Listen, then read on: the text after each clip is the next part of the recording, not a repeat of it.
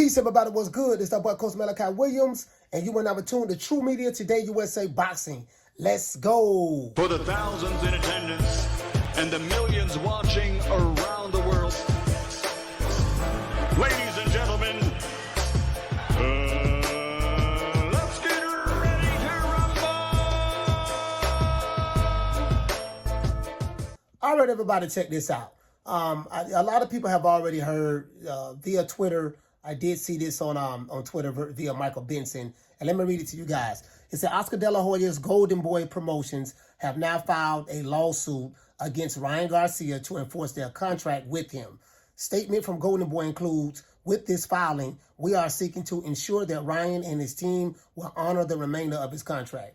Now, apparently, I'm looking on Twitter as well, guys. There's another tweet from a Rick Glazier. When I was in LA, I want to tell you guys something. When I was in LA, I did an interview with Joe Goosen. And there was a lot of false information put out there about Joe Goosen. He was a mold. He was the one that betrayed Ryan Garcia, this and that, this and that. A lot of people didn't know that Ryan Garcia has an attorney that pretty much works for Al Heyman. So the attorney that pretty much works for Al Heyman, or that's a part of the PBC, and, kind of like a de facto type of way or whatever, he was the guy that negotiated that deal for Ryan Garcia to fight Tank Davis under rehydration clause. Your baby mama got to be bow-legged clause. Your auntie had to be knock-kneaded clause. Your cousin got to know how to do the one-leg-up clause. Your sister got to know how to do the electric slide clause.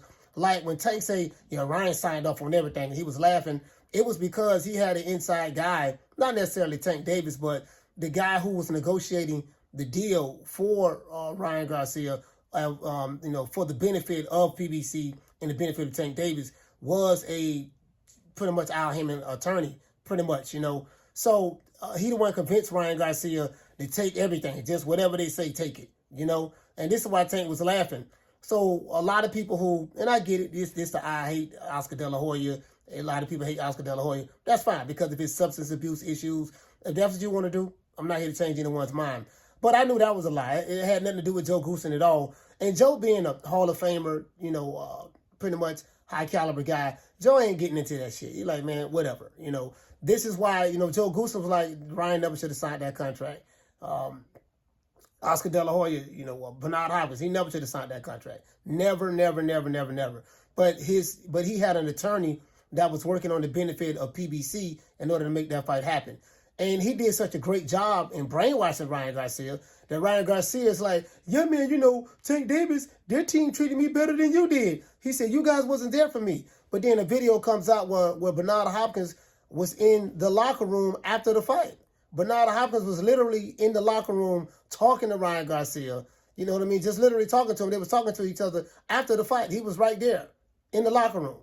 And, B-Hop said they wouldn't let him come on the stage because he was being accused of putting some type of cream on Tank Davis and all of this stuff there. And that was a PBC Promotions. So PBC Promotions event, they pretty much run their show with a tight ship. They do. And PBC and Golden Boy, they've been beefing and this and that because Al Heyman stole all of Oscar De La Hoya's fighters. That's what Leonard Ellerby spoke about when he said, you've been sleeping at the wheel a long time. We stole your fighters. Because they knew he was under substance abuse, and Oscar had some Judases in the camp that betrayed him. Richard Schaefer's, just a whole bunch of other people who betrayed him. And that was pretty much on his fault. If he fell asleep at the wheel and wasn't handling business, then that's what happened. I get that. So now, in this lawsuit, I don't know much about it. I really don't, I'm not an attorney, so I really can't, talk about a lot of legal jargon in it. But if this is true, if Ryan Garcia is saying, yeah, man, I'm leaving, I'm going to someone else, I'm going to on the PBC, well, it doesn't work that way. If you're under contract, you have to fulfill your contract. I'm seeing Ryan Garcia fans saying, you need to just let Ryan go. You need to just let Ryan go. And I'm like, no one, you guys don't know nothing about business as it relates to that. So like, why would a guy who have a fight on the contract just let him go because the guy say, I want to go? Doesn't work that way. Mikey Garcia tried that bullshit. You see what happened with Don. You see what happened with Bob Arum and Mikey Garcia. Like you can't do that. In boxing, it doesn't work that way. That's like an Al Heyman fighter being under contract and he's saying, look, I don't want to be with Al no more. I just want to just leave and go. Let me go, Al. You think Al Heyman gonna let you get out of that contract? No, it doesn't work that way. You're going to have to compensate Al some way, form, or fashion. Al Heyman going to want you to honor that contract. If it's Tom Brown is going to want you to honor that contract. If it's Top Rank is going to want you to honor that contract. If it's Matchroom, they're going to want you to honor that contract. What makes this situation any different?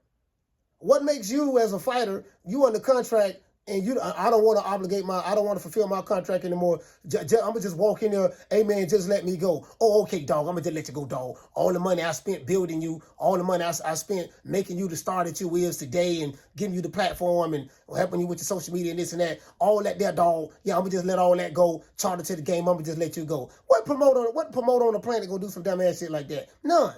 So for all you, I get it. Ryan Garcia fans are it's the TikTok generation, so I don't listen to TikTokers. You guys don't know shit about boxing. Y'all know about TikTok now, but when it comes to that, but I mean, that's just any business. That's just like if you have a contract with the contractor, in construction, you just can't say, hey man, I got a contract to do a job, and I don't, even though I'm not, and if I don't like you anymore, I just want to just walk away. It doesn't work that way, so you got to go to court. So now we're going to see how this court thing works out. Ryan Garcia may not be able to fight nobody until he get this court situation worked out. Because if you run up against a promoter trying to pretty much break your contract, and you saying I just want to go to another promotional company, the same promotional company that stole all Oscar De La Hoya fighters, how that's gonna work out for you? And then this attorney, this guy who pretty much worked for the PBC, the attorney from what I'm seeing here, name is Valencia. Valencia pretty much, I'm reading a tweet right now from Rick Glazier. He said, great decision by Oscar De La Hoya to file a lawsuit versus Ryan Garcia and his advisor, Lupe Valencia. Lupe Valencia. This is the name that I heard when I was in LA. Lupe Valencia, according to Rick Glazier, but forget Rick Glazier. This is what I heard when I was in LA, when I was speaking to other people. When I was speaking to trainers in Ryan Garcia's, I don't want to say trainers, because I don't want to throw anybody under the bus. But when I was speaking to certain people, they were telling me, man, like, Ryan never should have signed his contract. We didn't want him to sign his contract. It was obviously a set-up fight. But the people that was in Ryan's corner convinced him to sign it. And the only people that will convince you to sign a contract that was so disadvantageous to the fighter that was signing the contract has to be an attorney that's working on behalf of the other party. You get what I'm saying? And boxing is a dirty game now. You have all kind of Judases in the camp, especially from attorneys. And if you can win that fighter over and get him to agree with you and stuff like that, this is what's going on from my understanding of it. And this has nothing to do with the lawsuit. I learned this when I was in LA interviewing Joe Goosen.